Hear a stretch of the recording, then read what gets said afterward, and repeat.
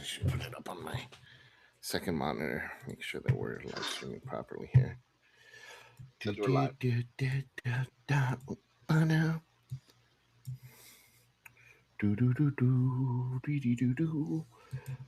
We're live, right?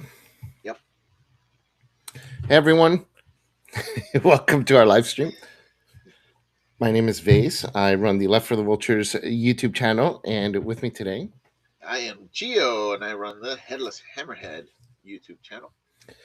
and welcome you guys. We're doing a kind of a chill hangout here today. We're mostly going to be just talking about D&D, why we left, why we went to other games, what we like about other games, what we still like about 5th edition, so on and so forth.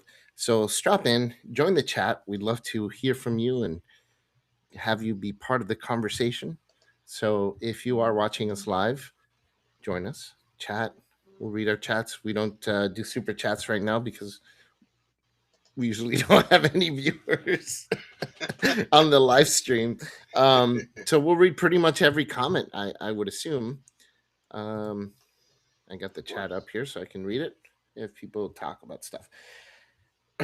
So I thought we'd start with, last episode we kind of reminisce, or the previous episode we kind of reminisce a little bit about some great times that we had when we played Dungeons and Dragons way back in the day, 2nd edition, what brought us into the game, basic and expert and all that. And we love the game. I mean, what drew us in initially was what was that game? The board game? Hero Quest. Hero Quest. Hero Quest drew us into tabletop role playing games. Really, that's what started it all. We loved playing Hero Quest. We weren't. I can't think of us being like huge like fantasy fans. I mean, we were definitely not Tolkien fans. I read The Hobbit, but after we had already started playing Dungeons and Dragons. Yeah, we had watched the Conan movies, the Schwarzenegger Conan movies. I think maybe they came out after. I don't know. I don't remember. Mm-hmm. But we weren't like over the top fans of fantasy until we started playing D&D. I know I wasn't. No. Because even the comic books we read, there were fantasy comics like Conan comics and Red Sonja and things like that. But even those, we weren't really. We were mostly Marvel comics fans, right? We liked the superheroes. Yep. Same with video games. We didn't really have we loved Gauntlet. We did love Gauntlet. And Golden Axe for sure. Mm-hmm. Yeah, back then you weren't into video games the way people are into video games today, because most video games were pretty casual. Yeah. There weren't any like Legend of Zelda is as serious as you'd get. Yeah, exactly. It's a lot longer, but more immersive. But other than that, there really weren't any other very immersive video games. Once PCs started becoming a thing, then we started getting into more like Warlord. Yeah. Warlord was great. Thy sorry efforts have come to naught. People won't get that reference because it was a kind of obscure game, but it was so much fun. It was a war game for PC. Yeah, strategy war game. Yeah. But yeah, we got into D&D through Hero Quest, and then we bought the box set, the black box. And I looked it up, Geo. It was the black box with the red dragon. So I think you misremembered it. There is a red box, and again, OSR people, they're very particular because there's the white box, there's the red box, there's the black box, and they came out at different periods, and they each were different aspects of the game. So it's important to know which one so they don't jump down on us for playing the wrong one. So the black box is the one that we started with. And it was great, man. We loved it. I know when I played it, for me, it evoked kind of this really sense of heroism, but at the same time, danger and almost at the edge of horror. I know a lot of people, they talk about like old school. We never played 1st edition or 1st edition AD&D, where it's like Shadow Dark, where the art is it was pretty much survival horror. A lot of people, that's kind of the new thing that people call it now, is survival horror, as opposed to heroic role playing. So you have art that's really evocative, of horror and things like that. That was all like 1st edition. We didn't really see that, right? When we started playing, it was basic, expert. There was more color art, but it was more heroic, but it still evoked a sense of danger and heroism for me. Yeah. I saw it as very horror leaning because everything from the gelatinous cube, we've discussed this before. To me, it was horrific. Gelatinous cube and the whole vision, the whole visuals of it. There's the Blob, the Yeah, movie of the Blob. That's obviously what inspired that or whatever. But uh, the drawings, the art in the books, and any other artwork that we would see in the wild of a gelatinous cube was really terrifying. yeah, And all the creatures, I mean, we fought a lot of obviously undead, and you had even goblins, because goblins, you would think of goblins as creatures of the night. yeah, So a lot of the adventures to me were very horror heavy. So yeah, and yeah. So it was, it was definitely a fantasy, heroic fantasy mixed with horror, but it wasn't quite the survival horror that like first edition players were experiencing. Not for us, at least. But for me, I felt like we could play King Arthur, especially when we started playing Advanced Dungeons and Dragons Second Edition. The Paladin class that wasn't available in the game that we played initially, like the basic right, D&D. So when we saw the Paladin, like I really felt like, oh, this game is about King Arthur. And then the cover of AD&D Second Edition, it's a knight riding a horse running away from something, and they're looking behind them, and they're yeah, like in between like these mountains, right? So they're kind of in a valley in a way, riding fast and running away, or several other riders behind them. So you don't know if he's running from the riders or something bigger, something worse, more menacing. You don't know. And then the basic cover, or the rule cyclopedia cover, is another guy in armor riding a horse, running away from this large dragon that's chasing him.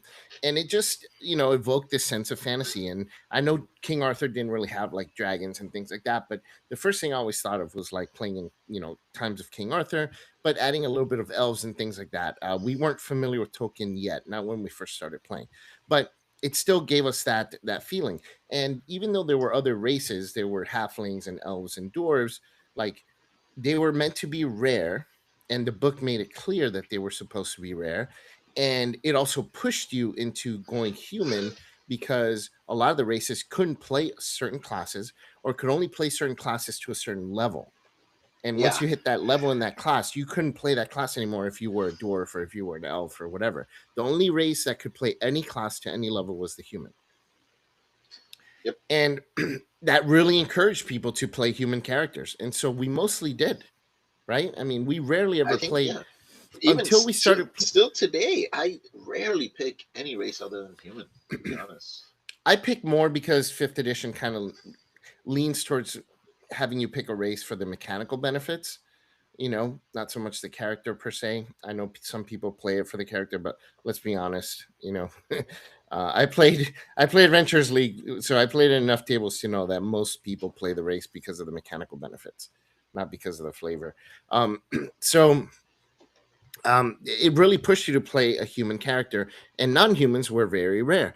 And for me, I thought that was really cool, because then once someone played a different race at a table, like when you played halfling, I thought it was really interesting. I mean, we also played Dark Sun. I think that's when people in our group started experimenting a little bit with other Yeah. races, because you had the Thrycreen and you had a couple others, like the halflings that were cannibals, and that made it a little bit more common. I guess those races were more common in that setting.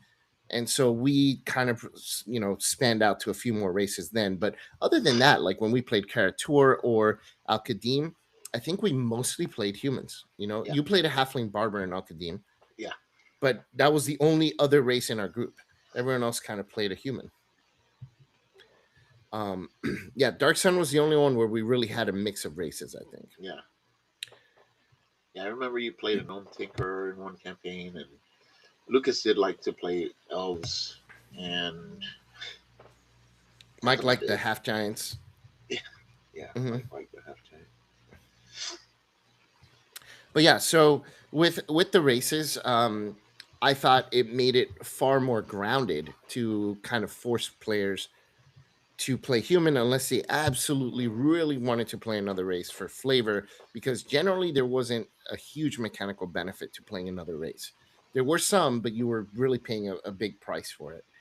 And so that's kind of how we played. And then after we left the game, we got into fifth edition, and fifth edition kind of opened everything up because every race could play any. And I know there were previous editions that allowed that, but we came back in fifth edition, so I didn't have so much of a problem with being able to play any race and being able to have any class. Um, the multi-classing did bother me a little bit because when I started playing fifth edition, we still mostly played single class when I first started with, at tables in Adventurers League. But then as I kind of expanded into playing different tables and conventions, then I started to see the professionals, those who played Adventurers League and optimized the optimizers. And almost all of them multi-classed, almost all of them, were really picking, races for Yeah, the I mechanical remember benefits. for AD&D, it was like, why would anyone want a multi-class? I know Mike tried it a couple times, and I always thought, it's horrible. Like, you get to whatever level, and then you got to start back at one or whatever it was, and it just didn't make any sense to me. And even in fifth edition, it still confuses me how to properly run a multi-class. It just, I No, honestly, I don't really see the point. well, fifth edition is it changed the way multi-classing worked because before you would get a penalty. So at least in second Yeah, edition, you would get a penalty if you multi-class your character. Then if there was a gap of a certain number of levels between your two classes, you would get a massive experience point penalty to be able to level up. I don't know if you remember that. Um, but yeah, basically, let's say you pick fighter and then you were 4 levels of wizard. Wizard already had a higher experience point requirement than any other class, but now you required even more experience to level up as a wizard because you had such a big gap between fighter and wizard. So the key in second edition was keeping the gap between the two classes really low, like a 1 level gap. The moment you did not do that, you got penalized for it. So you were kind of forced. Like there was it forced players into picking multi-class only if they wanted it for flavor or specific type of character they wanted to make. It really pushed people away from just doing it for the benefit of one class. In fifth edition, everyone dips to fighter, um, so that they can get the action surge. So they get 2 levels of fighter, so they can get the extra action on a turn once per day. Some players get 1 level of warlock, so they can get like their cantrip that's really strong, and so they can get a ranged attack that deals a ton of damage, as much as they want. Like there are huge benefits to dipping, to multi-classing in fifth edition and doing a 1 level dip in a class. Almost every single multi-class that you see in fifth edition is a 1 level dip. And a lot of times it's worth it. Yes, there are benefits that um, you're now a level behind, not getting them, but it's almost always worth having to wait that extra level to get that benefit because you're not paying the price in other ways. In other words, like you're still a 5th level character if you're 5 levels in. In second edition, it didn't quite work that way. right. Like it wasn't just like divided by tiers, so there wasn't like tier 1, tier 2, tier 3, tier 4. um and you're level 2 wizard, level 3 fighter, you're level 5, so that makes you a tier 2 character in 5th edition. That's not the case in second edition. So those were a lot of little changes from jumping from second to that to fifth that kind of bothered me a little bit. The spellcasting system also was a little bit different.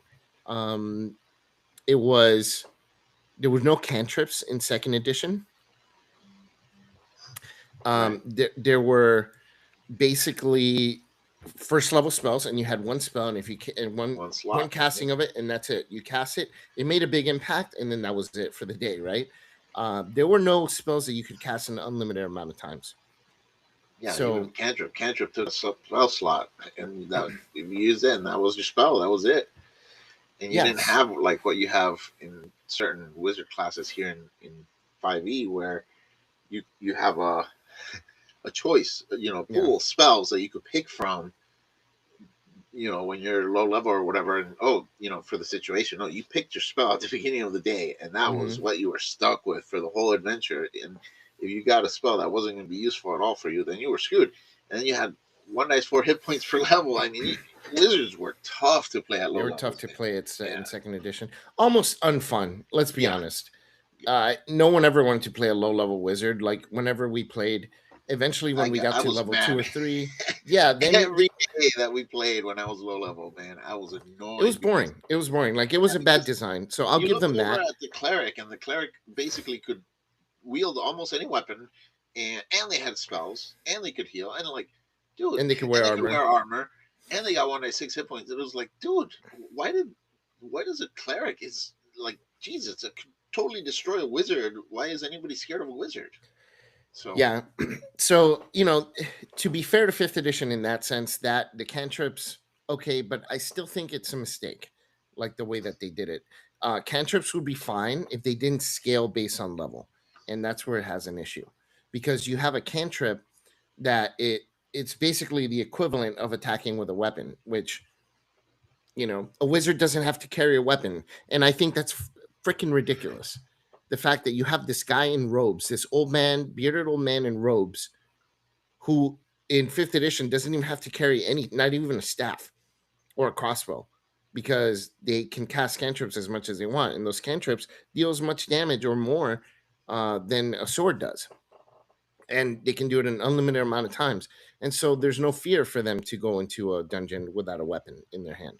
In second edition, you had to carry a crossbow because the minute that you ran out of of spell slots, that was your fallback. You had to stay away and not be going melee, so you have to be ranged. You'd have to carry that crossbow, or darts, or dagger, or whatever. and if you play with encumbrance, generally the wizard, because they didn't need strength, they had such low strength that like Yeah, you're screwed. I mean, you didn't want to carry the crossbow because you had all the if you played with components and all that stuff. I mean, you're over encumbered. yep. So a crossbow, you'd carry a dagger instead, and that you could use close range and you could throw it. But Yeah. what do So you do? so fifth edition made some changes mechanically, some for the good, I think, some for the bad. But overall, when I first jumped into fifth edition, I thought this game is pretty good. Overall, there were some things I didn't like that I just mentioned. There were a few more things I didn't like. I didn't like how the bard turned out. I didn't like how a few other things, a lot of the classes had become something else already with the very beginning of fifth edition, because you had classes and then you had subclasses, and almost every class, I think pretty much every class had spell like abilities or has spell like abilities. You have a fighter subclass, that's the arcane warrior or something like that, um and they can cast spells. You have a ranger, all rangers cast spells. Yeah, So bards cast spells, wizards cast spells, sorcerers, warlocks, druids. druids, clerics, and one fighter subclass, pretty much, and rangers. Pretty much, it's.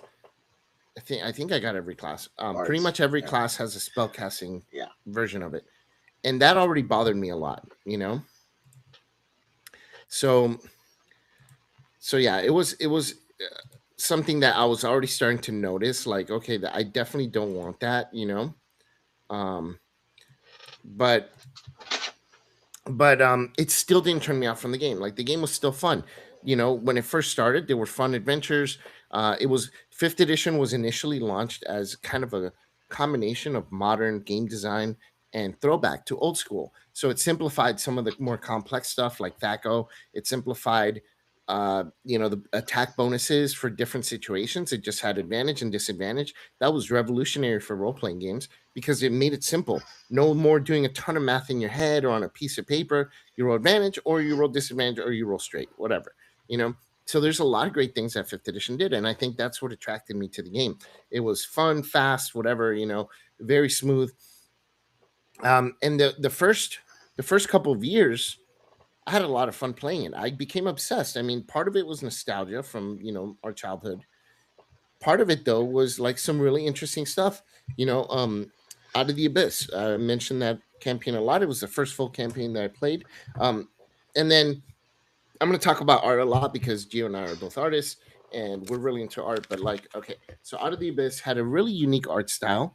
The same art style that what's it called? Curse of Strahd has, or at least very similar.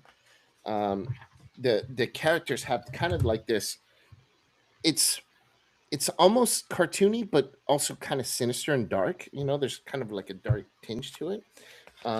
Those were the NPCs, but on other parts of the book, it's really legitimately like interesting fantasy art. You know, um, even like the deep gnome. There's a deep gnome called the Pudding King, and that's him. You know, like it looks serious and legit. Yeah. Wait till we get to the art that now they put out for the game. So compare that to this, right? Now, this isn't exactly like the art that we were used to in second edition or playing basic. That art was more grounded, was more Conan, was more Frazetta, right? Boris Vallejo, and yeah, And I'm gonna bring out a Frazetta piece in a minute or later, but um, yeah. So okay, but the art was different. I mean, every edition had different art styles, and that's to separate the editions in more ways than just the mechanics. And that's cool. All right, fine. They went that art direction. It wasn't bad, right? It definitely gave it more of a I don't want to say video game look or aesthetic. more like mystical. Mystical, yeah, I guess mystical. Um, it wasn't as like grounded, but again, interesting, right? The adventures were decent, and I had a lot of fun playing in Adventures League. And then the change began. For me, what started turning me off from fifth edition was shortly after Volo's Guide. So it was when Xanathar's Guide to everything came out. So Volo's Guide to Monsters, for those who don't know, we've talked about it before, was a book that came out. They were putting out like a book a year or every 6 months or whatever. And Volo's Guide was kind of a unique book. They hadn't put out a book like that yet for fifth edition. It was more like a book that was a lot of lore about specific creature types. And then in the back of the book, it was a bestiary that had like new creatures, right?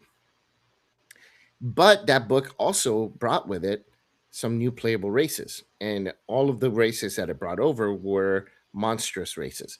And they had like a whole like editor's note in that book in the very beginning. It's almost like they were scared to put that out there, to put those races out there. So they gave a huge warning. They said, hey, these races, we put them in the book.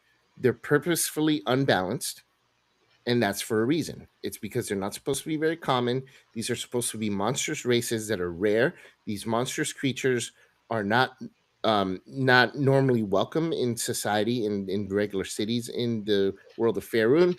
And if you play one of those, be prepared because the player who's playing these types of races should be getting some kind of role playing backlash from citizens or whatever, weird looks and things like that. And so it's gonna add a lot of flavor. But one thing we don't recommend is don't make a whole party of these races. If you're gonna have anyone in your play group be one of these monstrous races, try to make it where it's just one player that does it. So if someone wants to play a goblin, one goblin, right? It's not a party of goblins because then you have a raiding party entering a village of Yeah. humanoids, of regular humanoids, right?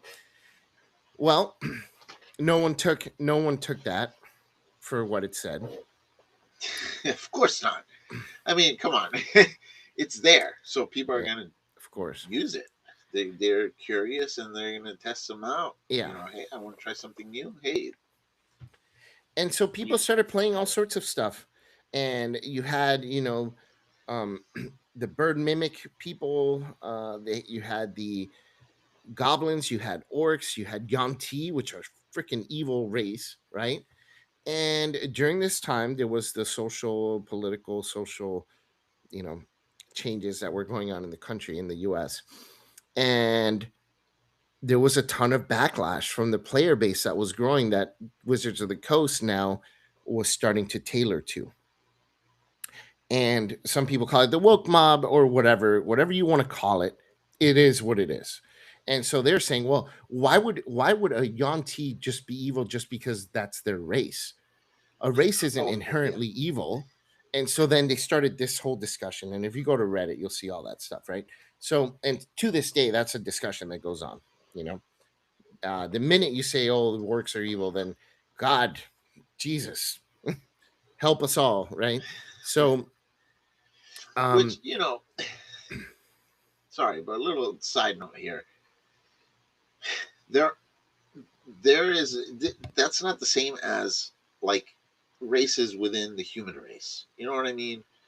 Where you have black people and you have Asians and you have Middle Eastern and all that. It's different between a human and a bird, and it's different within even in the animal kingdom. Breeds of dogs are very different. You have a retriever. I have a retriever. Man, that dog, every time we go for a walk, he comes back with a new freaking treasure that he finds. He picks it up and he brings it home because he's a retriever. And then my dog Penny, who is a Jack Russell Terrier, they're rat dogs. She freaking will chase a lizard or a cockroach. Here we get cockroaches like Mm-hmm. crazy in Florida. Even if you have like the nicest house, you have cockroaches. And she hears one and she will freaking hunt that thing for hours until she catches it. She'll try to fit into the tightest spaces, and that is because that is her breed. That is what she was bred to do. Same with the retriever, and with many animals. I mean, cats. They like to bury their poop because they're cats, and that's what cats No one do. trained them to do that. Right? So that's I agree. I think the word race was a bad choice. They Yeah. changed it now. It's called ancestries. They changed it not for that reason. They changed it for the woke reason. But I did not like the word race to begin with. I thought Yeah. race was a horrible choice. It should have been something else, right? Because they were different, or species. Some people say species. To me, it sounds too sci-fi, but that is probably the most appropriate term. Yeah. Um, because it's true. There are different species of creature that just happens to be intelligent. So, like you said, it's not the same as human and a dark human and a human with a different bone structure or whatever. It is a different DNA Yeah. profile, different DNA profile. It's a different creature. So They have different Yanti being instincts. inherently evil is a Yanti being inherently evil. And for anyone who tells me, oh well, they shouldn't be evil just because they're Yanti, okay, motherfucker. All right, motherfucker. Let me ask you to do something, and then let me see if you're gonna win this argument. Have a pit of alligators and jump in. Yeah. Then tell Walk me up what the to a fuck bear, happens. to a mother bear, Yeah. in front of her Then tell cubs. me what the fuck happens. Okay. Yeah. Sorry. Different creatures and different animals have instincts, just like you said. The cat's burying their poop, whatever. It's gonna happen. Okay. They have certain things, certain traits that make them what they are. That's why we categorize them as the creatures that they are.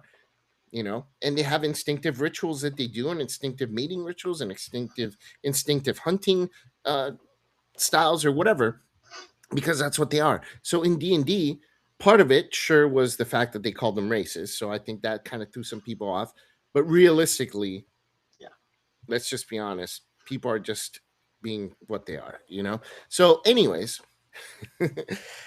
Volo's Guide to Monsters comes out and it says that, and shortly after that, Mike Merles gets thrown out of the company. Mike Merles was kind of like the lead designer for D&D. He was a very grounded individual when it came to the design. He knew what he wanted. He came up with a lot of the ideas for the mechanics for 5th edition that were good, and the direction of 5th edition, kind of like his vision for the design of 5th edition was old school meets new school, which is kind of like what Shadow Dark now has become, or Nimble. But initially that was Mike Merle's vision, and I think he had more or less executed on it as best as he could with what he had and the information and knowledge he had at the time, right? Um, so it was good, but then after they got rid of Mike Merles, all hell went loose in 5th edition. Xanathar's Guide to Everything comes out, and by the way, Mike Merles got kicked out because of the YouTube movement, something that he's now back in the easing into the community. He doesn't work for the company anymore, but it was really messed up the way that they kind of silenced him and let him go for something he didn't even do. Um, so, anyways, well, that's another topic for another time. Actually, no, it's part of this topic. Part of why we're leaving D&D Yeah. 5th Sure. edition is a lot of the decisions that the company has made, but we'll get to those shortly. Um, but anyway, so Mike Merles leaves, and Xanathar's Guide to Everything comes out, and this is like already they are planting their flag as to the direction of the game. You have weird subclasses that really go out there. You know, you have a Hexblade Warlock, which is clearly made to just appease the min maxers with mechanical benefits. A warlock is supposed to be someone who sold their soul or gave something up to a greater being for power, whether that be because you lost someone and you want to find a way to gain the power to get them back, kind of like Doctor Doom. And so you seek a greater power, like when Doctor Doom went to Mephisto. And things like that, to learn magic or whatever, to save his mom from Mephisto. Like, this is what a warlock is supposed to be. And now you have a Hexblade Warlock, which is their patron is a freaking weapon. And that's just so that they can make a character class that is a warlock that can hit people really hard and be like swinging around and flying around and swinging like some kind of like video game character. Yeah. Okay. And then you have other classes like the Zealot Barbarian, who is literally unkillable at a certain level. If as long as they're raging, they cannot die. Already, everybody's unkillable. This is the main thing. When I came back to D&D Fifth Edition, that was the thing that annoyed me the most. Was like, man, we are freaking superheroes when we're not supposed to be. Yeah. We're adventurers. Where danger should be around every corner, and none of us were scared of getting killed because, man, you get killed and you have so many lives. It's like, geez, you're like a cat. Yeah. There's the death saves, and there's this, and there's the that, and there's the little check boxes, and the yep. We'll get to the mechanics in a minute. And I'm like, oh my lord. A lot of the mechanics after years of playing definitely start to show their age or their flaws, and that's one of them. But anyway, so Xanathars comes out, and it's all these weird classes, okay, that are just like, there were some good classes, and at the time I was still excited because I was so into D&D, I was blind, right? But then more books keep coming out. And then the next book that's similar to Xanathars comes out, and it's Tasha's Cauldron of Everything. And oh my God, whatever Xanathars did, Tasha said, hold my beer, and fucking went and did backflips, okay? Tasha's came out with a artificer subclass that basically is Iron Man. They don't even hide the ball. Okay, you can put laser shooters and have a mechanical robot dog. You can have a cannon that follows you and shoots lasers at people. You can fly with, boosters and shoot lasers. Like, dude, then you have a rogue that is basically, and I'm going to say not Star Wars, but new Star Wars. He's like new Jedi Star Wars, where they're doing flips and with a lightsaber. They're not hiding the ball. Literally, that's what they intended with the design. And I'm like, when Tasha's came out, one of my players was playing that Iron Man type character class, and I was like, what is happening here? What is happening? That's when I came back, right there at that point. And I was like, what in the world is happening here? And I'm like, what, flavor wise, what happened to D&D? What happened to King Arthur? What happened to the grounded everyone's a human? Now you have, then shortly after, like when that book came out, is when I was playing that Ravenloft campaign that I was paying DM for, and someone was playing an elephant who wore sunglasses and talked like Randy Savage. And in Ravenloft, okay, in Curse of Strahd. And at that point I was like, what has happened to D&D? This isn't the second edition or the basic that we started playing. And I hear people on YouTube, like the mainstream YouTubers, they say, oh yeah, OSR people, they're grognards, or OSR people, they're, it's cool to be contrarian to D&D, or it's cool to be, or it's a trend to be into OSR. It's not a trend, dude. It's people wanting to go back to the game that the game was supposed to be. Yeah. Thematically, and I'll finish the theme portion here. Thematically, it's a different game. And I always tell you this example. It's like, because people don't understand. Well, you can always play your King Arthur type campaign. Blah, blah, blah. Well, yeah, you can always play whatever the fuck you want. Yeah, of course. It's a tabletop role-playing game. You play with your friends. Yes.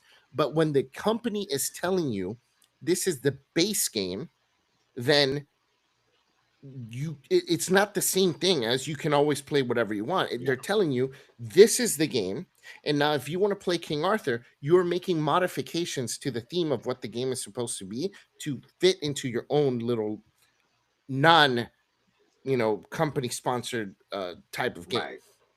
And the example that I always give you is Barbie. Like, okay, Barbie is Barbie. Everybody knows Barbie. The pink car, the little house, she dates Ken or whatever. What if one day Mattel decided, hey, you know what? Barbie's going to just ride tanks and wear camo and have automatic weapons. All of them. Every single Barbie. You go to the store, there are no more pink cars. There's no more none of that. It's just Barbie with a blonde girl with camo and assault rifle, and all the cars are tanks. There's no house, they're bunkers. Okay. And you could have battle medic Barbie, and you could have parachute medic Barbie, and you can have assault rifle Barbie and tank riding Barbie. Like, what would happen to Barbie? Right? People would leave. People who liked Barbie for what it was would leave and go play My Little Pony. Oh no, but you can still play Barbie the way you used to play it. You can still play Barbie the way you used to play it. No, motherfucker. You've changed the game. Yeah. You've changed the entire premise of what you initially sold people. And now it's something else. It's not that the grognards are, or the old people are grognards and they're just bitter old men and all this stuff. No, man, you changed the game, dude. It's like if you're watching Game of Thrones and then one day the next episode is some clown just comes out and he's doing a clown show and he's wearing a button nose and they're book book hoo, hoo, hoo, and then the Yeah. entire episode and every episode after that is just clowns. It's just clowns doing backflips and doing stupid jokes. You'd be like, what happened to Game of Thrones? Yeah. You changed it, motherfucker. Oh no, but you can still watch the old episodes. No, motherfucker, you changed the game. Yeah. So Yeah, or you got Friday the 13th, and suddenly the next Friday the 13th movie, Friday the 13th Part 13, is a meme movie where mhm. he's like a silly guy and like takes off his mask, or He it goes to becomes school, like, he gets bullied, and then yeah, like and it becomes like Jason, scary movie or something. yeah, And then Jason gets bullied. He goes home and cries to his dead cries of- mother's face, yeah, and then and then, like, oh okay, so mom, oh man, I wanted to dress up as Jason Voorhees for Halloween. Well, you can a scary version of Jason Voorhees. Well, you can still do it. Yeah, but now it means something else. Even if I dress as a scary version yep, of Jason Voorhees, you've changed the you've lore. changed it. You've completely changed everything about it. So now, I want to get into the art. So the art of the game, I showed you in the beginning of the video, the Out of the Abyss. Some of the art there, I mean, it's different, but again, every edition had different art from the previous editions to set itself apart. It's understandable, you know. But let me see if I can share, because that's the thing. This wasn't art changed into a new edition. This was art that changed within the same edition after years of um, of the game being out. Let me see. Can you see that? Unfortunately, This is, by the way, the official Dungeons and Dragons YouTube channel. This is what they put out for Father's Day. Okay. Notice something in these pieces that I'm going to show you. Every single hero is smiling or partying or baking cookies, or, I always talk about the baking cookies. yeah. Can you Smiling. make it bigger? Can you like zoom in? Maybe. Let me see if I can. Oops, I just turned off my camera. That wasn't the right button. I'd rather not mess with it. Oh, here we go. Layout. Boom. Nope, that's already that way. That's just us. No, you just minimize That me. didn't do it. Yeah, whatever. It doesn't All matter. right, whatever. Yeah. That's as big as it's gonna go. Okay. Anyway, so this is the smiling paladin, the cleric. Look at that face, dude. Dear Lord. Bard. So far, everyone's smiling and partying. Oh, not the wizard. He's not smiling. Yeah. He's not smiling. But his aesthetic is just odd. Yeah. It's odd. Oh, smiling orc. Making friends with the little birdie. Which is missing feet. The bird's missing feet. So he's must be squeezing it because Yeah. Or He's yeah, not perched on his finger like it's like that they that's a good meant to catch. do. Yeah, and something's odd with this here, this part of the arm. Yeah. Yeah, something really weird with this one. So it's either It's an very strange. unfinished piece or Oh no, it's AI, AI dude. assisted No, or this is AI. This is AI because look what I see here. Looky, looky, looky. Do you see fingers? This is his arm going down this way. jeez. Why is there a hand here? Good Yeah. catch, dude. This is AI. Wow. I wonder if all their fans They know didn't this. catch this one. They did not catch this one. See, All an right. artist knows, you know, like Yeah. artists would catch it. The thing is, with all these people that have the AI, anti AI knee jerk reaction, most of them are not even artists and they don't know why they hate AI. But that's a topic for another discussion. Yeah, the aesthetic for a lot of the characters too. Look at this. There's like a lot of like jewelry. It's almost like a Persian type of aesthetic, like a Yeah. you know ancient Persia type, which is fine if that's your setting. But yeah, it's almost like everyone has like a excess jewelry Yeah. and excess like weird chin jewelry and things like Yeah. that. Like um, then this dude, yeah, a nice way to hold that arrow, buddy. Yeah. I know. What is going on there? You hold it here, bud. Yeah. You're holding like the little end of it. Weird, weird, weird, weird. Weird. Weird. And he's got a little toothpick. He's still smiling. Oh, God. Yeah, he's got his little toothpick there. Oh, this is the only one. The only one that's not smiling. It's almost like the designers didn't know what to do with the barbarian because the barbarian for a time was the only class that didn't have a magical subclass. They do now. They have a wild magic barbarian, but for a while they were the last holdout. And now, and also in this, they have all 12 classes. Okay, the only one that's not smiling is the barbarian. The only one that actually looks like a warrior from a D&D game. This is And my then favorite. this. What This is the my heck? favorite.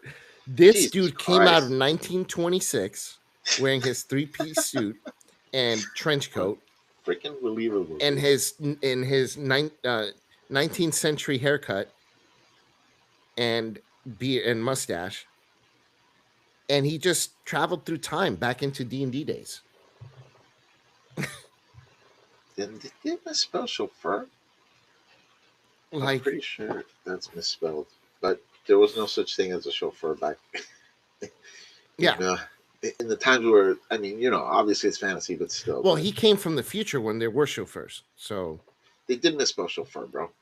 I knew it. There's a U after the E. well, Dude, where are your editors? God damn it. Oh, it's terrible. Their editing is pretty bad. Yeah. So this guy traveled through time apparently from the 1920s, 1930s. Went, and that's why he's talking about chauffeurs. This is the official Dungeons and Dragons. Okay, when anyone says, "Oh no, well you could just keep playing the old thing," this is what the company is telling you that you should be playing now. Okay, and if you play something that's not this, you are modifying the game to play King Arthur. You're modifying the game. This ain't King Arthur. No. This ain't King What Arthur. the hell is that? I don't know what Jesus that is. Christ. This ain't King Arthur. Whatever the hell this is, too. It's the body positivity. It's the body positivity cleric. And then whatever this is. Jesus Christ. With the cutesy little pets. Oh, he bumped the chandelier. Yeah. Like while he was dancing. God So almighty. So that's one, right? And then I'm gonna share. I know. I'm sorry, guys. I'm really torturing the audience. Okay. So here's the next one. So this is what they put out when they put out their latest book, The Ravenloft. They reprinted Ravenloft because they didn't know what else to write. So they reprinted Ravenloft. When you bring your cute character to Ravenloft, and there's your cutie little mushroom guy, which by the way, I think you can play as that character race. There So he you got is with Mario the. Brothers Oh, basically. look how cute! Oh, so funny because there's blood on the stairs, but he's cute. Oh, Oh my LOL, so god, the funny. demon dogs and the ghosts, so cute. Oh, there's those evil zombie. Oh, cute. He photobombed. He photobombed. There he is, photobombing with his selfie camera. Yeah, photobomb when there aren't supposed to be freaking cameras. Like Jesus Oh, Christ. lols, lols, so cute. Lols. Oh my god, there's the ghost. Oh my god. Oh, they're impaled by Vlad the Impaler. Look. Oh, oh, they're so cute. Yep. That is the official Dungeons and Dragons, ladies and gentlemen. Just a few more. Just a few more. This is torture, isn't it? So before I show the next few, the nail in the coffin, right? You think would have been the elephant in the little cutesy, Yep. exactly that, right? In Ravenloft. No, the nail in the coffin was a book, the last premium book. I bought every book twice, regular copy and premium copy. So I had two copies of every single book they put out up until that point. And they came out with a book called Tales from the Radiant Citadel. And the art in that book, and this is where we're kind of still talking about the art in that book really just threw me, really threw me. So here's one. Oh, look, the kobold, which, by the way, again, in Xanathar's, it's supposed to be rare playing a kobold, but now they're everywhere, right? Kobold stole some vegetables so he can bake his cookies. Oh, and the vendor is upset. Um, there's the next one here. Oh, let's have a big party for the Day of the Dead. Oh, Mexicans. Mexicans and skulls. And that's the cover to the book. So now, Seriously? so you go from this. This is the cover? That's the cover. So you go from. Let me put this back real quick. This cover, which is where I started. Yeah, Well, which is a freaking fire cover. Demogorgon, Fire ass cover. right? And I'll show you guys again to this. Everything that you want for the future of the game, everything that came after started with this book. And that's why it's the last book that I bought from Dungeons and Dragons. Cutesy, taking the fruits from the vendors. Everything's all about the vendors and the fruits and the baking cookies, okay? Literally everything. You got a kobold vendor here. You got every freaking different race here. By race, I don't mean human race, guys. I mean like kobold and whatever this thing is. I think it's There was a period another where kobold. in comics, it was literally every single book that was going cutesy, every comic that was going cutesy, that was because comics went through the same thing that D&D has gone through, where they take off all their base audience that basically used to buy all their books, that no longer buy their books. But it it was a thing where there always had to be a scene with food where the characters were eating. It was like completely baffling. There was a It She-Hulk must book, be a right? thing because that's what's going on with D&D. Yeah.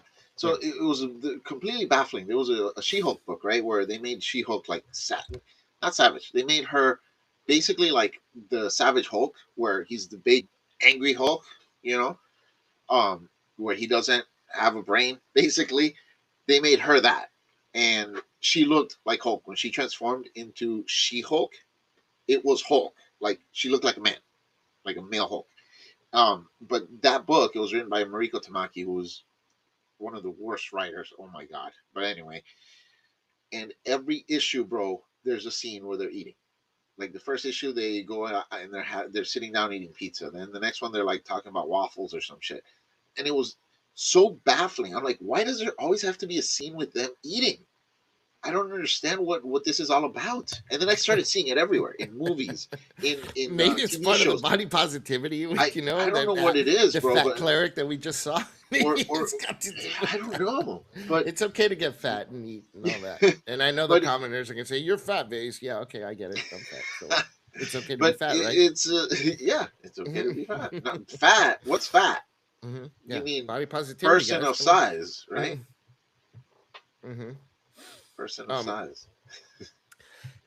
but yeah, so the art direction. So it wasn't just the game's actual like mechanical direction, in terms of like player choices, but the art direction.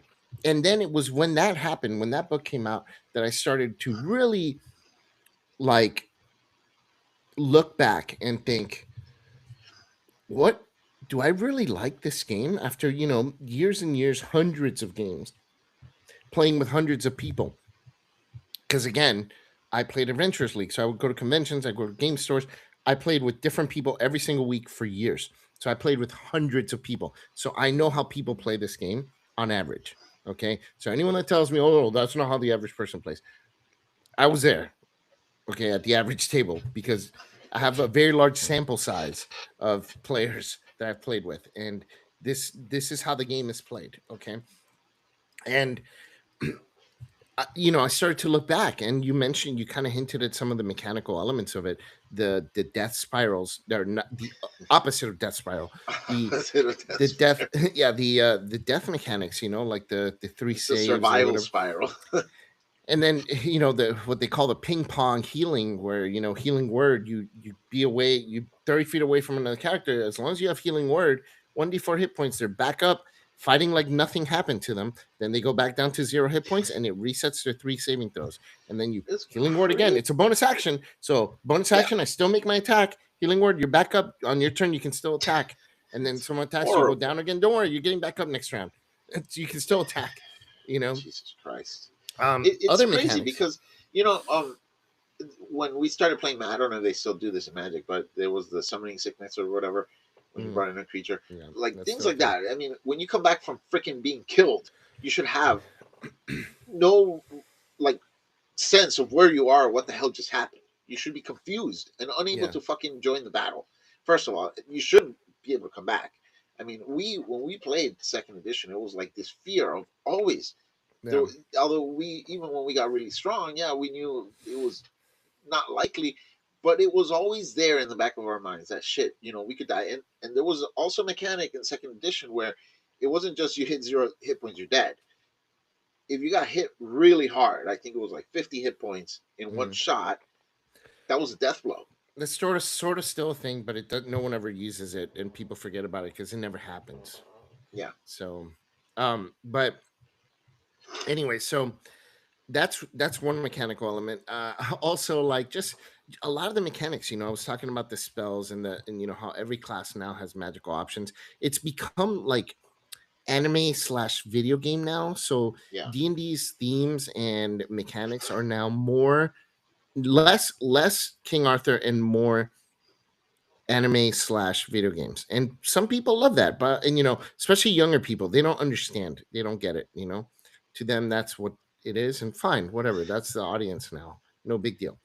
um but the flying bird guy with the crossbow shooting a bolt of fire, like back in those days, dude, I couldn't imagine having a character like that.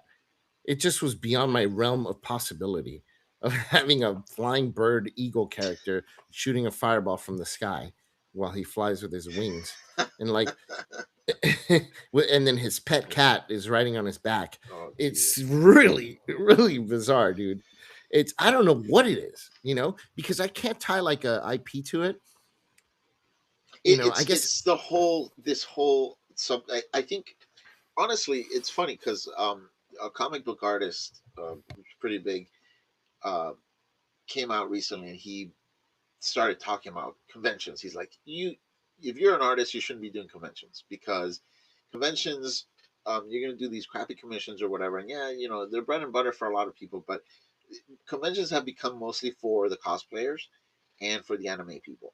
And that's basically what has infiltrated comics creators not the buyers, not the purchasers, because comics aren't selling worth of shit, and it's because the creators have come from that world, and then they're injecting that into the comics, and the people who actually buy and read the comics, they don't want to buy that because they don't like that, Yeah, and there's this disconnect, and a lot of the but creators are like, if you don't like my politics or if you don't like my whatever, my yeah, aesthetic, don't buy my comics. But dude, you like, it's like the Barbie, that your Barbie example. So yeah. It's so funny because you say that the people that infiltrated are the people who are into anime and all that. What cracks me up though is the incongruence, you know, because I'm trying to find an image that I had commissioned. Here we go. For Issues Landing, my campaign book, right? Um, this is the red woman, the pale woman. She is dead, and the villagers have chained her body because her body is floating. So they chained it so it wouldn't float away. And her consciousness is trapped in the dream world. And she talks to the player characters, but this is a corpse that's floating, right? Dude, I sent this to a game master, right? I sent my book to a game master when it was still early in the development. And I said, hey, can you look at it, review it for me? Tell me, what you think. And, I knew this guy was a little bit on the, extreme left side. Okay. Because when I first started playing, this was, mind you, a paid game.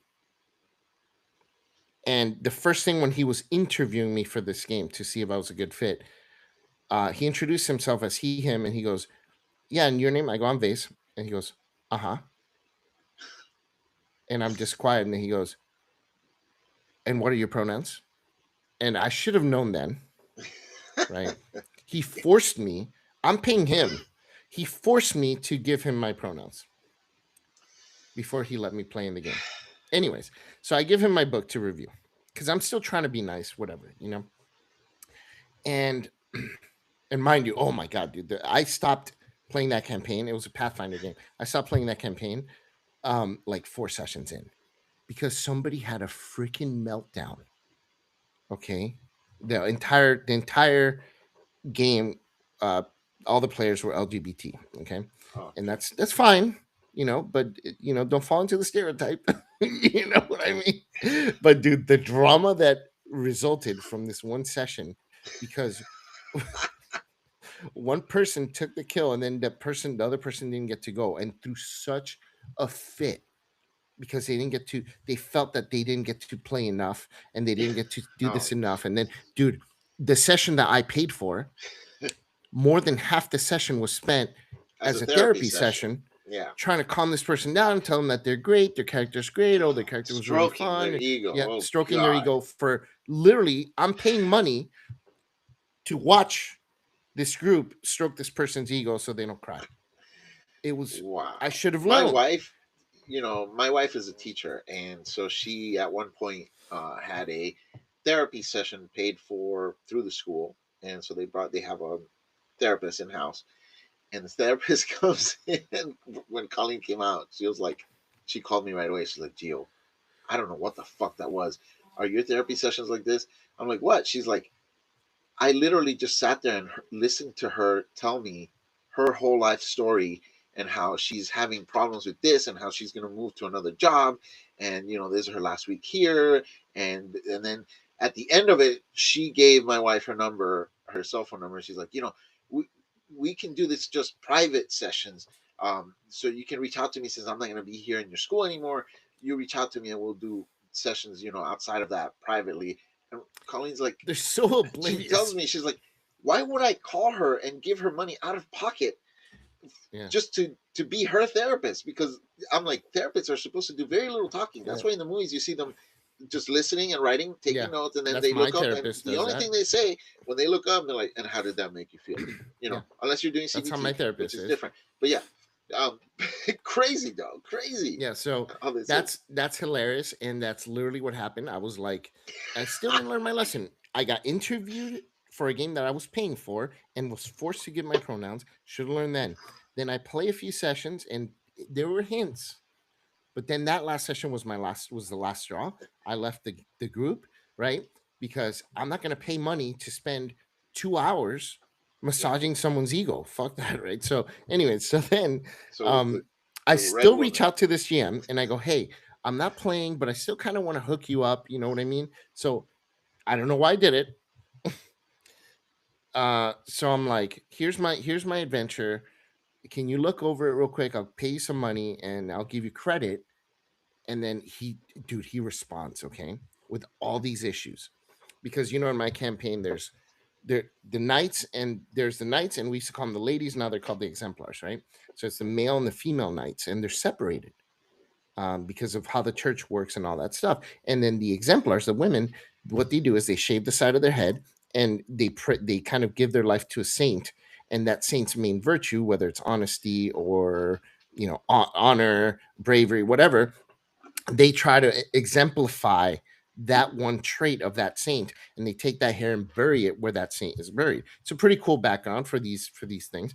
But he's like, oh, we're trying to our society's trying to get away from gender roles and this and that. And then you also are have art, and then this art, right? He goes, you have art, we're trying to get away from art that involves women in skimpy outfits and bondage and this and that. It's not bondage, this lady's corpse, there's a reason why she's strapped in like that, Right. and it's not like she's half naked. But anyway, um so it's Jesus. funny. So going back, it's funny that anime people are the ones that are like invading it, Well, a because quick thing with the pronouns, real quick. Let me just throw this in. There's a comic book where I buy this comic because somebody recommended it, and it's like these people, they go to some kind of island. I don't remember it very much. I read the first issue, and I'll tell you why I didn't even read the second. So the premise was kind of interesting when they pitched it to me, so I bought it. And I read it, bro. The third page, right? All these people land on the island, and they're all standing. So it's like a full spread, right? So both sides of the page of the book, and it's like 13 freaking people on this island, right? Plus the host. Think of Survivor, right? And they have gone around in a fucking comic book, okay, in 22 pages. They take 2 full pages where they start introducing them, and they all give their full name, first and last name, and then their pronouns. And they all base 13 different sets of pronouns. I am a she, they. I am a him, shit, whatever. I am M, sug. And it's like, how, as a reader, am I supposed to fucking keep track of name and last name and pronouns for 13 fucking characters on something that was going to be 5 issues long? Like, what the fuck? Like, think about your audience, bro. Like, I have well, to that's why take that doesn't notes to work, read this because book. you have to remember someone's name and then now also their pronouns. Like, that And the doesn't thing make is, sense, they say like you you're said. disrespecting them if you don't use their pronouns or whatever. But when you're talking to them or with them, they're Hmm. not hearing their pronouns because you're using their name or you're Yeah. using you as the pronoun Yeah, it's only when you're referring to them when they're not when there. they're not But there. also, but also, like if you're playing a game like D&D, right? Like Out of the Abyss, right? You start with 13 NPCs in the party. So now you have to, as the GM and as a player, learn every other player's name and pronoun, plus the 13 other characters and each of their names and Names and pronouns. pronouns. And for anyone say, well, you could just jot it down real quick on one page. Yeah, okay, bro. All right. Either that, or it's just easier to be like, hey, the goblin, you know, the goblin NPC, And it just takes you out. And this is the problem I have with a lot of the things that have come out with D&D 5e is that they take you out. They delay the action or the role playing and takes you out of the immersion. And that's what happens in movies lately. It Mhm. takes you out when you start throwing shit like this. Like for example, so there's this movie The Bride that came out. I didn't watch it, thank God, because I've heard only nasty things about it. So it's like a feminist version of Frankenstein's Bride, right? So it's supposed to take place in the 1920s, and this corpse gets possessed by Mary Shelley or something, apparently. And she comes back to finish the story that she wanted to write, but she wasn't allowed to because of patriarchy, right? Something like that. Well, they start talking about, well, because somebody says, oh, I need to see Dr. Whoever. And then they're talking to a woman. I need to see Dr. Whoever. And she, of course, has to throw in with the sass. I am Dr. Smith, right? Mhm. So, Yeah. okay, so what was she on the man? And then she starts saying, Women nowadays can be doctors, they can be teachers, they can be astronauts.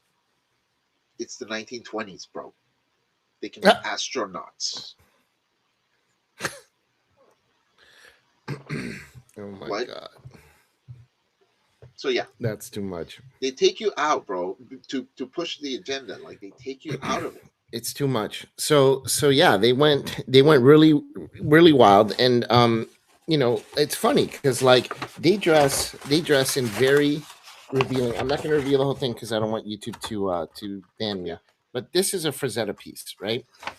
Very cool, and that's what fantasy was when we yeah. started playing D&D. If you We'd want to see play the whole D&D. thing, that's called Swamp Demon by Frazetta. So we would look up Frazetta or not look up. There was no internet. We'd go and find Frazetta pieces and Boris Vallejo and a bunch of like the old school Larry Elmore, like all the old school artists for fantasy. And it would, when we were not playing, we'd be enjoying the pieces of art and imagining the scene, what would be happening. And imagine that versus that bard that we just saw in the images.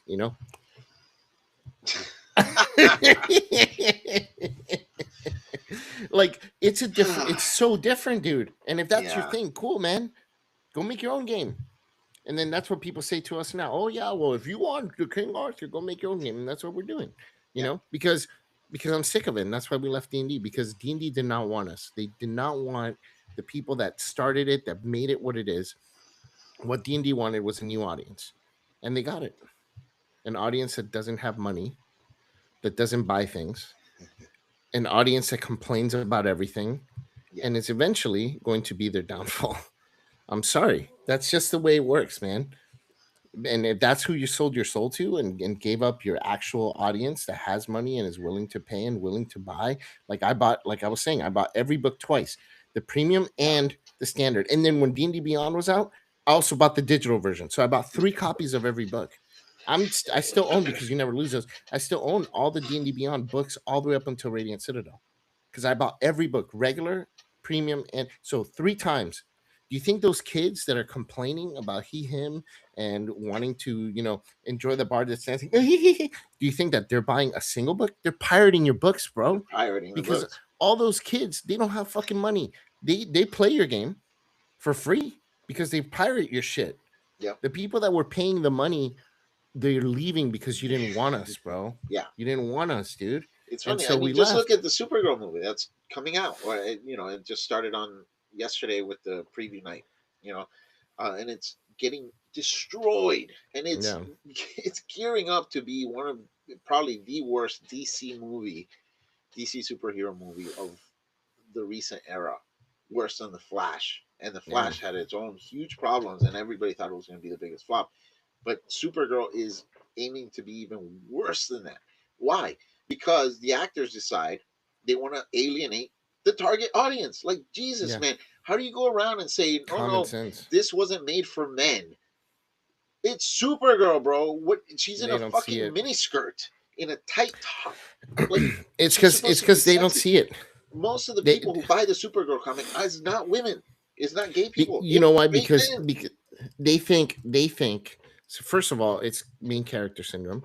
They think they're the Yeah. main character, so they don't see it. They're blind.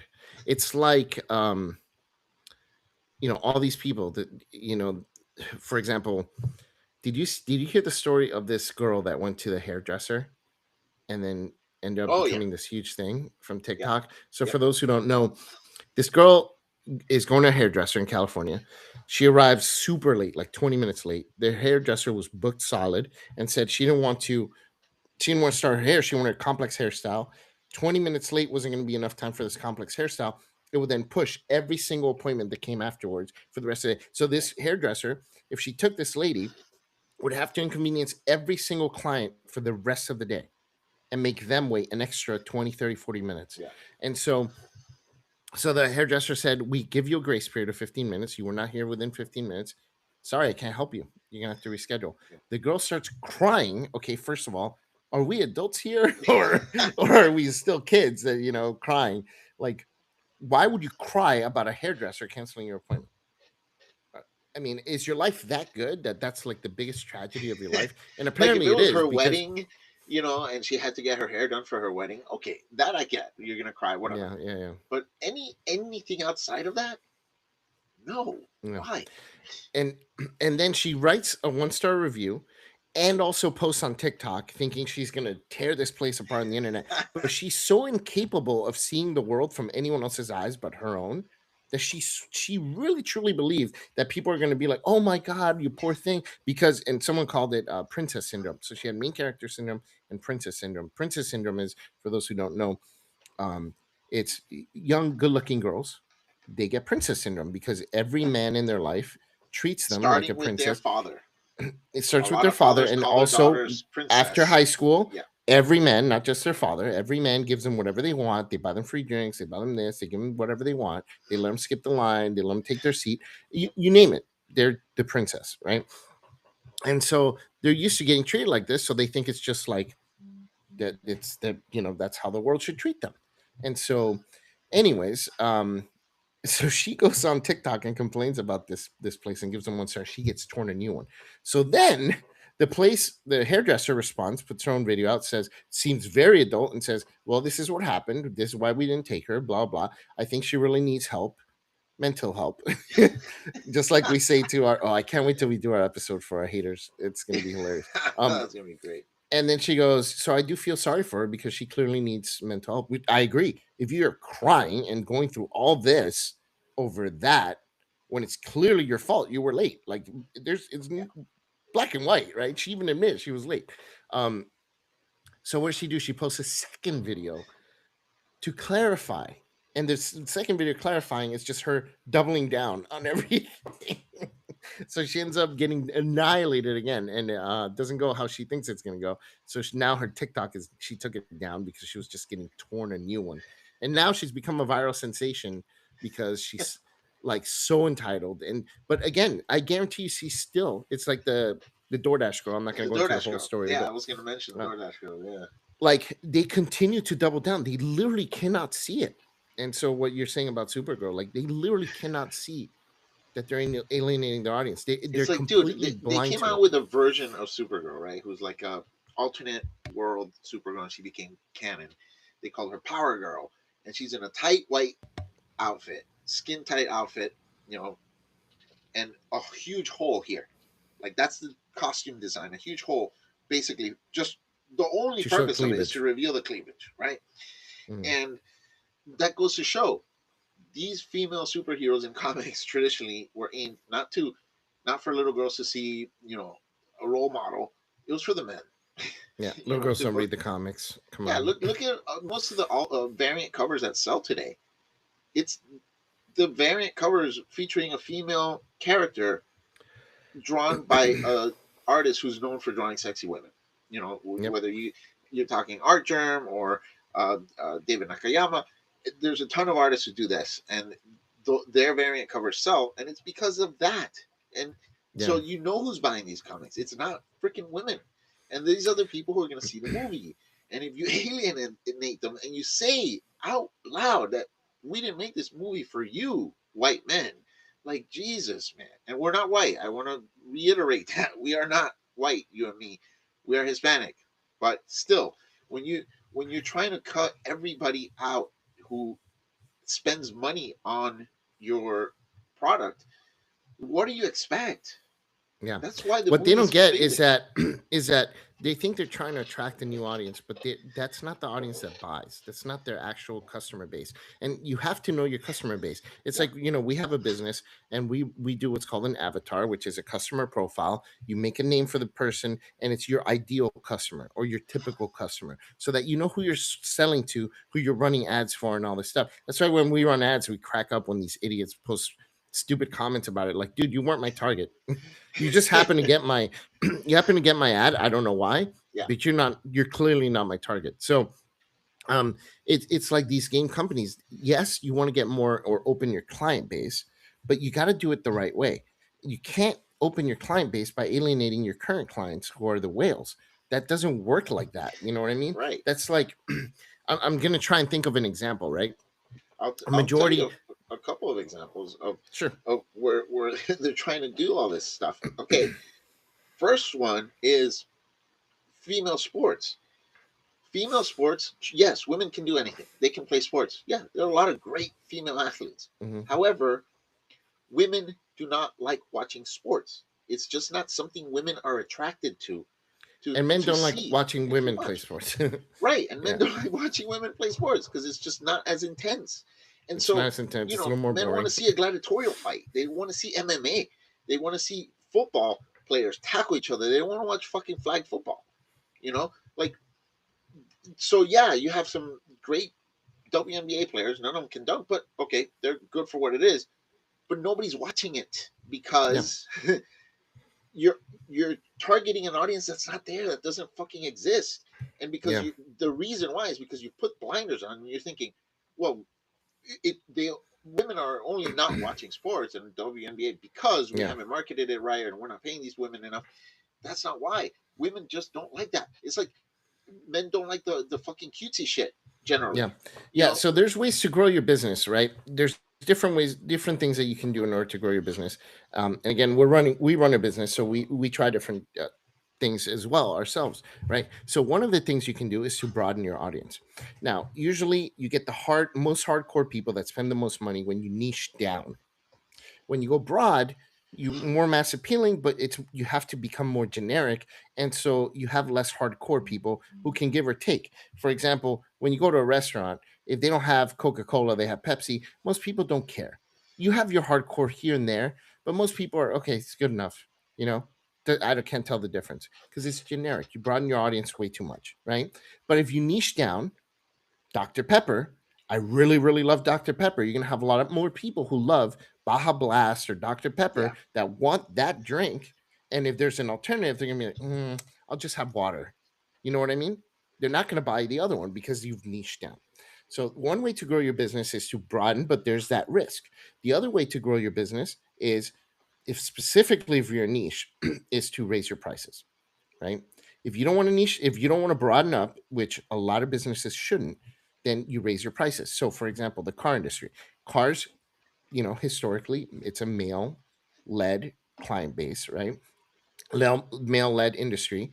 Sure, there are women that buy cars, but let's be honest, a majority of people who buy the really nice cars or want like sports cars, let's just say sports cars, because women do like luxury cars. So, sports cars, um, that's going to be a male thing. Right. Motorcycles, that's going to be a male thing. Are you going to try and market to women? It would be dumb for them to. And I think a lot of them have tried and then learned their lessons. So you can't broaden that audience. It's a niche. So, because not all men like motorcycles or sports cars. So you're a niche. And instead of broadening, instead of trying to sell the sports car or the motorcycle to the guy with kids or the soccer mom, Yeah, you want what to you do is advertise. you put out a cooler motorcycle or a Right. cooler sports car that costs more money, and those people you may get less, but those people that really love it are going to pay more, and then you make up that lower amount of people buying from you by selling it for more and making a higher profit, so And it you run your counteracts it. ads during freaking, like, what was that MTV rock show? Headbangers Ball. Yeah, You run your fucking Harley Davidson ads during Headbangers Ball. You don't fucking run it during My Little Pony or fucking Saved by the Bell. yeah, Like, because right. you're just throwing money away. You're targeting the wrong audience. So back to D&D. So what happened is they did it the wrong way. D&D is a niche within a niche. Okay, tabletop games are a niche. Fantasy tabletop games are a niche within a niche. Fantasy role playing games in a tabletop game are a niche within a niche within a niche. So you're already very small, and you have hardcore fans who have a nostalgia from when they were kids, or B, are coming into the hobby and really getting excited about it. And what Wizards of the Coast tried to do is they tried to go broad by expanding it to all these other and trying to attract a different type of client base. When your client base was right there, you already had them, but Yeah. in their mind they're like, we already have them, so they thought we're niche within a niche within a niche. They're still going to be customers forever. Let's just put them to the side and attract these other people. But instead what they did is they pushed them to the side and pushed them into other games, and then they tried to broaden out and it didn't work. It's like trying to sell the motorcycle to women. You have a couple And you have Yeah. some that are interested. Oh, that looks really cool, but they're not going to buy it. They're pirating it, and so you have the player that's bought Out of the Abyss, and if they had a special edition of Out of the Abyss, I would own that, and I own the digital copy of Out of the Abyss. I bought 3 copies of this book, or 2 in this case, because there's no special edition of this one. But if they had one, I would have bought 3. And you know what? If they came out with a deluxe super supreme edition, guess who would have bought that? Me.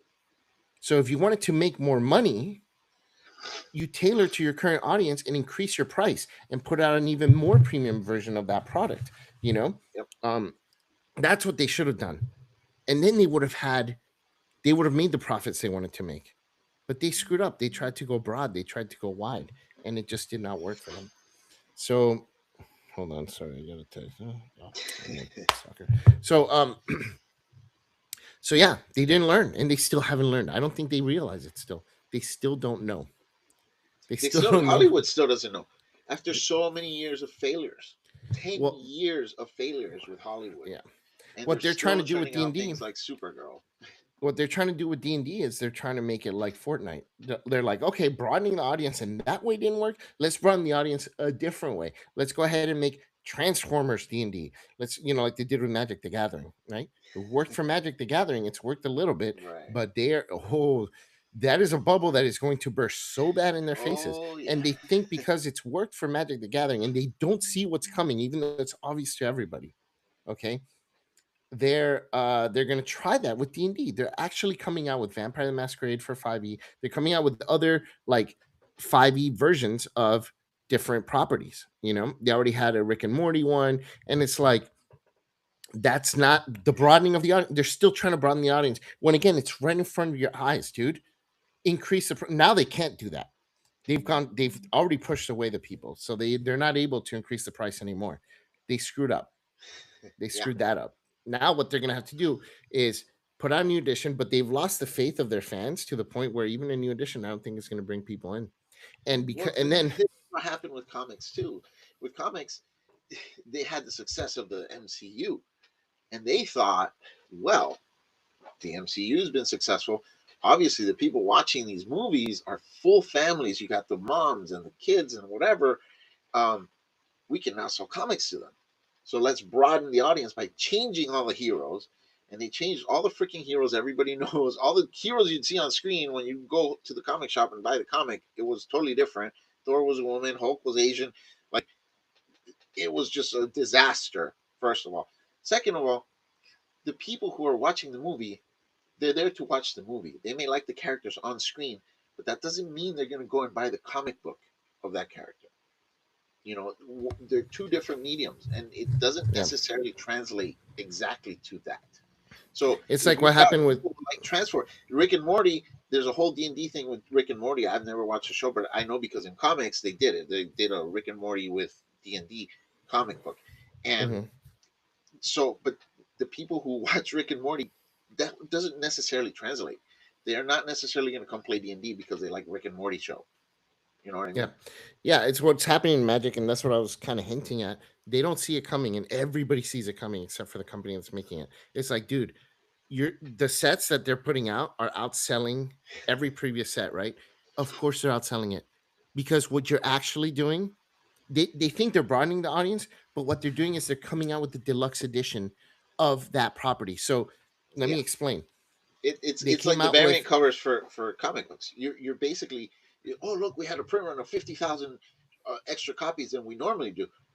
Average comic book print run is about 10 to 12,000 copies. Okay, nowadays you got 50,000 extra copies. That's a lot. Well, it's because the variant cover that you came out with that collectors and speculators are buying because they think, hey, I'm going to buy this and save it and come back in 5 years and sell it for 10 times what I paid. That's what they were doing in comics.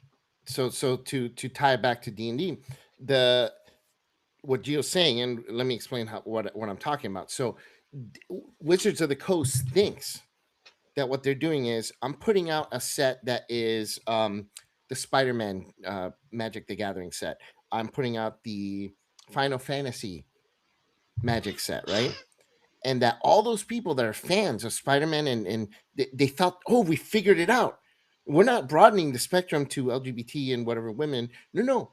We should have niched down to specific properties and brought those audiences to Magic. Smart. And then they go and they're like, oh, the sets are selling. They're selling. So what you were saying basically with comic books is they're not selling. I mean, they're selling, but those players are not playing. Right. What people are doing is what you're doing is if I'm a fan of Spider-Man and I want everything Spider-Man. I have the plushie, I have the Spider-Man drink, I Look, have the Iron Maiden. Spider, Yeah. yep, Iron Man, whatever. Okay, so basically, I'm a collector of everything Spider-Man. Oh, Magic has a Spider-Man set, and it's a small set, 150 cards. Let me buy it because I love Spider-Man. So all they're doing is they're making the premium, they're making the super ultra premium extra of Spider-Man. They're not selling Magic the Gathering. And Right. that's what they don't see. Yep. They're actually selling the Spider-Man customer, the premium Spider-Man, and they're selling the collectors who want to then turn around and resell it Yeah. The to that speculator. Spider-Man customer. But none of those people are playing Magic the Gathering. Yep. They're actual customers who they eventually are going to need to cater to, and it's going to be too late because they don't see it. They're not selling them the ultra premium Magic the Gathering. They dropped the ball with the 30th anniversary. They could have really done that. They Yeah. really dropped the ball on that because they were too busy with those other properties. And so they think they've solved the riddle, but they're so stupid. It's like, dude, you're selling the premium version of those properties to people who are into those properties. They're never going to play your game.